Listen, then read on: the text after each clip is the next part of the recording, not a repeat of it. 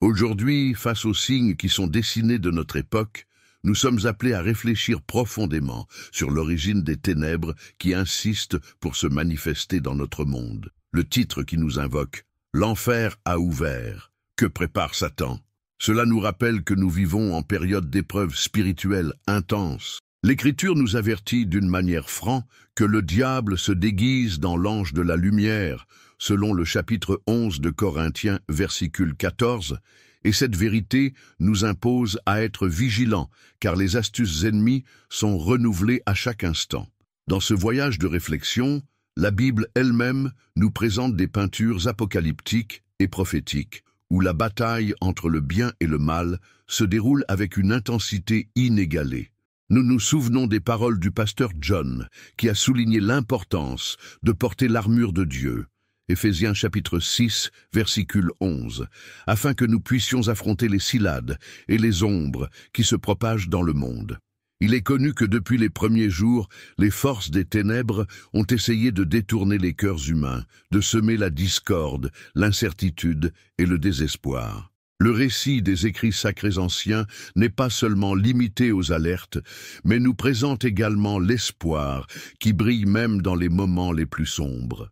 Dans le livre de l'Apocalypse, nous trouvons la promesse d'un nouveau ciel et d'une nouvelle terre, où Dieu essuiera toutes les larmes. Apocalypse chapitre 21, versicule 4. Ce message de rédemption est le phare qui illumine le chemin de ceux qui, même au milieu du chaos, gardent leur foi inébranlable. Alors que nous examinons les pages de l'histoire et les écrits des grands penseurs, nous réalisons que la confrontation entre la lumière et l'obscurité est un thème récurrent dans diverses cultures. Dante Alighieri, dans son chef-d'œuvre The Divine Comedy, a décrit un enfer plein de souffrances et de punitions, reflétant la perception humaine de la justice divine et la nécessité de se repentir. De même, John Milton, avec son Paradis perdu, a sorti la figure complexe et tragique de celui qui s'est rebellé contre Dieu, soulignant la lutte intérieure continue entre l'ambition excessive et la poursuite du salut. Cependant, il est essentiel de comprendre que l'ennemi, représenté par Satan, n'est pas limité à une simple figure littéraire ou à des images sensationnelles. Il est réel et agit subtilement, s'infiltrant dans le cœur et l'esprit, favorisant les idéologies qui éloignent l'humanité du chemin de la vérité et de l'amour divin. La préparation des temps de tribulation n'est pas le résultat du hasard, mais d'une stratégie méticuleuse, conçue pour affaiblir les liaisons qui unissent et déforment les valeurs essentielles qui sous-tendent notre existence. Ainsi, ce qui est présenté comme un scénario de désespoir peut en fait être appelé à un renouvellement spirituel. Chaque adversité, chaque défi auquel nous sommes confrontés est l'occasion de réaffirmer notre foi et de rechercher la protection de la source de toute lumière. Ce que Satan prépare n'est pas seulement un monde d'ombre, mais une tentative de éclipser la clarté de la vérité émanant de l'amour de Dieu. C'est dans ce contexte que nous sommes mis au défi de maintenir l'intégrité de nos cœurs et de persévérer dans la pratique des enseignements qui nous sont confiés. Les Saintes Écritures révèlent qu'au milieu de l'avancement de l'obscurité, le Seigneur offre toujours une issue à ceux qui croient. Ces derniers temps, nous avons observé une intensification des astuces de l'ennemi, la manipulation des informations, la diffusion des idéologies contraires à la morale et à la vérité, et même à la corruption des valeurs qui devraient être préservées. Cette période de grande agitation spirituelle nous rappelle les paroles de l'apôtre Paul, qui a exhorté les fidèles à rester fermes dans la foi, même lorsque les circonstances menacent de détourner leurs pas du chemin de la lumière. La révélation prophétique, dans ses différentes nuances, nous montre que nous vivons des moments cruciaux de l'histoire. Des passages tels que Matthieu 24, où Jésus lui-même met en garde contre des signes d'erreur et de tribulation, acquièrent une nouvelle pertinence aujourd'hui. Les crises politiques, économiques ou morales semblent avoir été orchestrées pour tester la résistance de l'esprit humain. Et c'est précisément dans ce scénario que le plan rusé de Satan est évident, semer le doute, la désunion et le désespoir. Alors que nous recourons aux enseignements des grands bergers et universitaires de la foi, nous trouvons des arguments solides pour faire face à ce défi. Augustin d'Hippona, par exemple, a déclaré que la mesure de l'amour est d'aimer sans mesure, indiquant que la réponse à l'obscurité réside dans la pratique de l'amour inconditionnel et de la confiance inébranlable en Dieu. Ce point de vue, écho par divers écrivains et théologiens au cours des siècles, renforce l'idée que malgré les forces adverses qui se mobilisent, la lumière divine reste invincible. L'histoire des apôtres nous apprend également sur l'importance de l'unité et de la persévérance. Même face à la persécution et aux adversités, les premiers disciples du Christ sont restés fermes dans sa mission, démontrant que la vraie foi est capable de surmonter même les défis les plus immenses. Cette résistance, basée sur la communion avec le Créateur, est ce qui nous permet de faire face à l'obscurité qui approche. Cependant, ce que beaucoup ne réalisent pas, c'est que ce qui est préparé par Satan ne se limite pas à une confrontation externe, mais infiltre également l'intimité de chaque être humain. Les doutes, les peurs et les insécurités créent un sol fertile pour que l'ennemi établisse sa maison dans les coins les plus profonds du cœur. Ainsi, le combat spirituel devient une bataille quotidienne, menée non seulement à grande échelle, mais aussi dans chaque pensée, dans chaque choix que nous faisons. En ce sens, le message qui résonne à travers les âges est clair. La vigilance et la foi doivent être renouvelées chaque jour. La lutte contre les forces de l'obscurité est continue, et c'est par la prière, la méditation dans les mots divins et l'amour fraternel que nous pouvons trouver la force nécessaire pour résister. Le défi n'est pas petit, mais la promesse de rédemption et un nouveau départ nous poussent à rester fermes dans la marche de la vérité et de la lumière. Au milieu de ce scénario turbulent, il est impératif de reconnaître que la préparation des temps d'angoisse n'est pas le résultat du hasard, mais d'une stratégie méticuleuse élaborée par Satan. L'ennemi, qui a déjà été décrit comme le prince de ce monde, John chapitre 12, versicule 31, utilise toutes les ressources disponibles pour détourner l'humanité du chemin du salut. L'une des tactiques les plus rusées est de déformer la réalité, ce qui fait que les hommes et les femmes perdent leur capacité à discerner le bien du mal. Cette perversion morale se reflète dans diverses sphères de la vie quotidienne, de la politique aux relations interpersonnelles. Le récit biblique nous montre très bien comment le péché prend racine lorsque la vérité est compromise. Nous nous souvenons des avertissements de Jésus lui-même, qui a déclaré que le voleur vient seulement pour voler, tuer et détruire. John chapitre 10, versicule 10. Cette métaphore, si puissante, nous rappelle que Satan cherche non seulement la destruction physique, mais aussi l'engagement spirituel de l'être humain. Chaque mensonge, chaque idéologie corrompue est un outil entre les mains de l'ennemi pour éloigner le cœur de la lumière rédemptrice de Dieu. En observant l'histoire de l'humanité, nous trouvons plusieurs fois où la tentation a pris des proportions colossales. De la chute de l'homme à Éden aux grandes crises qui ont secoué les nations, l'influence de l'obscurité a été persistante. Ce qui est révélé, c'est que, quel que soit l'avancement de la technologie ou la complexité des sociétés modernes, les défis spirituels restent invariables. Les astuces de l'ennemi sont toujours les mêmes: division, égoïsme et incrédulité avant la souveraineté divine. La réflexion sur ces sujets n'est pas une simple spéculation théologique, mais un appel urgent à l'introspection et à la préparation spirituelle. Nous devons nous demander comment sommes-nous protégés contre l'assaut du mal. La réponse, comme l'apôtre Paul nous enseigne, consiste à renforcer notre communion avec Dieu et à cultiver un esprit vigilant et résilient. C'est par une prière fervente, une méditation sur la parole et l'amour du voisin que nous soulevons des barrières contre l'assaut de l'ennemi. De plus, la littérature classique et les enseignements des grands bergers et théologiens renforcent que la victoire sur l'obscurité a déjà été conquise à travers le sacrifice rédempteur de Jésus-Christ. Lorsque nous méditons sur la croix, nous réalisons que le plus grand triomphe de l'humanité n'est pas en l'absence de difficultés, mais dans la certitude que la lumière divine prévaudra toujours sur l'ombre. Cette vérité est une base inébranlable pour tous ceux qui refusent de céder à l'assaut du mal. Par conséquent, chaque défi auquel nous sommes confrontés est, en fait, une occasion de réaffirmer notre engagement envers la vérité et la justice divine.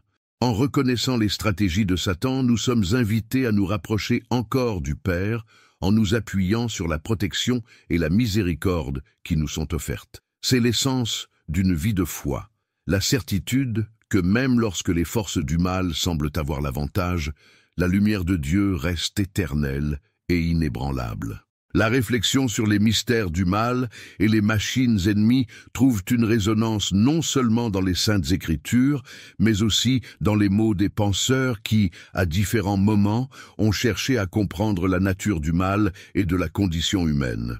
Dante Alighieri, dans sa Comédie divine, offre une représentation de l'enfer qui, bien que symbolique, reflète la perception de la souffrance et de la punition qui attendent ceux qui s'éloignent du chemin de la lumière. Son récit, imprégné d'imagination et de sensibilité profonde, nous avertit des conséquences d'une vie dépourvue de foi et de justice. John Milton, à son tour, dans Lost Paradise, présente Satan comme une figure tragique et ambiguë, dont la rébellion contre Dieu n'est pas seulement un acte de fierté, mais aussi un cri de désespoir. Cette œuvre littéraire transcende le simple récit d'une chute, montrant comment le mal se manifeste lorsque la fierté et l'ambition corrompent l'esprit.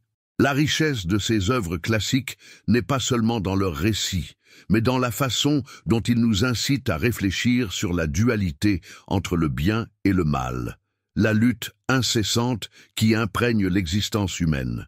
Alors que nous recourons aux enseignements des grands bergers de l'histoire, nous nous rappelons que la foi n'est pas seulement un refuge, mais une arme puissante contre les forces de l'obscurité. Le pasteur Charles Spurgeon a souligné que la foi est le bouclier qui protège le cœur de l'assaut du mal.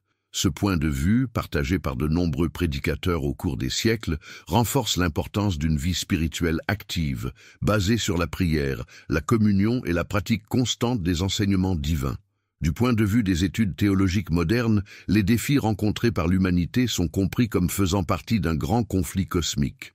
Ce conflit, qui s'étend de l'aube de la création à nos jours, est décrit en termes qui nous conduisent à la bataille entre les forces de la lumière et de l'obscurité. Les auteurs contemporains, comme N.T. Wright, soutiennent que les crises actuelles sont des manifestations de l'affrontement continu entre les valeurs éternelles et les tendances destructrices qui tentent de renverser l'ordre divin. Comprendre ce que Satan prépare est donc une tâche qui nécessite un discernement et une vigilance. L'ennemi cherche à saper les fondements de la foi, en créant un environnement où la vérité est relativisée et l'amour s'estompe. Chaque acte du mal, chaque message de haine ou de division est une tentative délibérée d'affaiblir la communauté des fidèles et de repousser les cœurs du chemin de la rédemption. En ce sens, l'attrait des pasteurs est à l'unisson. Puissions-nous reconnaître les signes de l'époque et renforcer nos liens avec le Créateur. Ce n'est pas, cependant, un pessimisme qui ne fait pas, mais une invitation à l'action. C'est dans l'adversité que la vraie foi se révèle, car nous sommes mis au défi de chercher la lumière même aux moments les plus sombres. La mission qui nous a été confiée est claire. Vivre selon les principes de l'amour, de la justice et de la vérité, comme un moyen de lutter contre l'assaut du mal et de réaffirmer la souveraineté divine sur toute la création. Face à ce scénario, la réflexion sur les conceptions de Satan nous pousse à examiner notre propre vie avec rigueur et sincérité. Il ne s'agit pas seulement d'identifier les signes externes, mais de reconnaître que l'assaut de l'ennemi se manifeste également en interne par des faiblesses, des peurs et des incertitudes qui peuvent saper notre foi. Cette perception de soi est fondamentale pour nous de nous protéger et de nous renforcer spirituellement. Le message central qui résonne à travers les siècles est que le chemin du salut est toujours ouvert à ceux qui se tournent vers Dieu. Lorsque nous rencontrons l'adversité, la réponse divine réside dans notre capacité à se rassembler, à rechercher la réconciliation et à cultiver la foi qui nous unit dans la communion. L'apôtre Paul nous invite à ne pas se conformer à ce monde, mais nous transformer par le renouvellement de l'esprit. Romains chapitre 12, versicule 2. soulignant la nécessité d'un changement profond qui va au-delà de l'apparente et atteignant l'essence de notre être. La préparation des temps de tribulation, ainsi annoncée dans les Écritures, est également un appel à l'introspection. Chaque crise auquel nous sommes confrontés, chaque acte de méchanceté qui se manifeste dans notre environnement est une invitation à renouveler notre engagement envers les valeurs qui soutiennent la vérité et la justice divine. Cette promenade n'est pas solitaire. Il est échangé en communauté par le soutien mutuel et l'unité de ceux qui recherchent la lumière même lorsque les ombres s'épaississent. Dans la pratique, ce renouvellement spirituel se manifeste dans les attitudes concrètes, pour le pardon, la charité, la compassion et la poursuite incessante de la vérité. Ce que Satan prévoit ne peut pas prospérer face au cœur qui, renforcé par la foi, refuse de céder aux tentations de la fierté et du désespoir. L'union des fidèles, exprimée en solidarité et en empathie, est un outil puissant contre les forces qui tentent de désintégrer l'humanité. Il est donc essentiel que chacun de nous fasse une auto-évaluation sincère, reconnaissant les vulnérabilités et recherchant une intervention divine pour les surmonter. La prière dans ce contexte devient non seulement un moyen de communication avec Dieu, mais un bouclier protecteur qui renforce notre âme et nous prépare à faire face à l'adversité. Alors que nous ouvrons à la grâce du Créateur, nous trouvons la paix qui transcende la compréhension humaine et la certitude que, même au milieu de l'assaut de la lumière divine, ne sera jamais éteinte. Le message que nous laissons ici est une invitation à la réflexion et au renouvellement de la foi. Dans chaque difficulté, il y a une opportunité de croissance spirituelle, et dans chaque défi, la promesse que la victoire appartient à ceux qui font pleinement confiance à l'amour et à la miséricorde de Dieu. Puissions-nous, avec courage et détermination, résister aux forces qui montent contre la vérité, gardant toujours la flamme de la foi qui nous guide vers la lumière éternelle. À l'avance dans la compréhension des forces qui se déplacent dans les coulisses de ce monde troublé, il est évident que la lutte entre le bien et le mal transcende les barrières du temps et de l'histoire. La préparation de l'arrivée des moments difficiles, à annoncer des millénaires dans les Écritures, rappelle que le chemin de la rédemption est difficile, mais plein de bénédictions pour ceux qui restent fidèles. Ce que Satan prépare n'est pas seulement un scénario de destruction, mais une série de défis conçus pour tester la profondeur de notre foi et la force de notre conviction.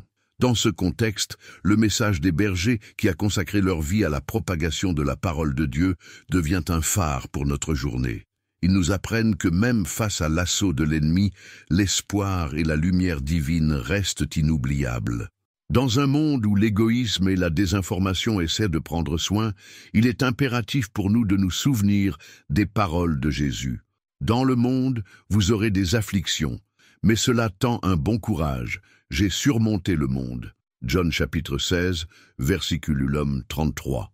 Cette certitude, si puissante dans sa simplicité, est le fondement sur lequel la résistance spirituelle est construite. Chaque génération fait face à ses propres défis, mais l'essence de la bataille spirituelle reste constante. L'esprit humain, lorsqu'il est corrompu par la peur et le doute, devient vulnérable aux astuces du mal. Cependant, c'est précisément à ce moment de fragilité que la grâce divine se manifeste d'une manière surprenante, offrant du confort, des conseils et la force nécessaire pour surmonter toute adversité. C'est le message qui résonne dans nos cœurs, que même lorsque tout semble s'effondrer, l'amour de Dieu est renouvelé à chaque aube, apportant de l'espoir et du renouvellement. L'expérience des anciens et la sagesse des grands théologiens nous montrent que la vraie victoire ne réside pas dans le déni des défis, mais dans la capacité de transformer la douleur en apprentissage, l'adversité en opportunité. C'est dans l'union des fidèles et dans la pratique constante de l'amour du voisin que nous trouvons la réponse à l'assaut du mal.